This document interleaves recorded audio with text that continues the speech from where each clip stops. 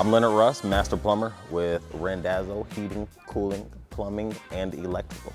I chose to work in plumbing because I was introduced to it at a very young age. I have a fairly decent background in plumbing.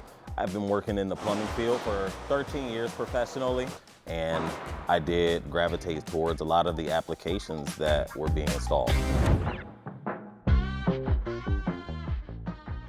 One thing that most people don't know about plumbers is that we work on a lot of applications, besides just your water and drainage systems. We work on medical vacuum systems, we work on oxygen systems, and we also work on water treatment systems. Coffee or energy drinks? I'm not a big energy drink guy. I love coffee. I drink coffee. I can drink coffee at nighttime. So my favorite type of coffee is Green Mountain Dark Roast with an alternative of Tim Hortons Dark Roast.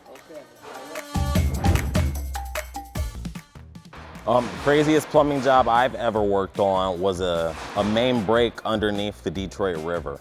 So I did have to enter inside a pipe, crawl down from underneath the river back over to the water treatment plant and, remove pipe as needed and install new pipe as needed.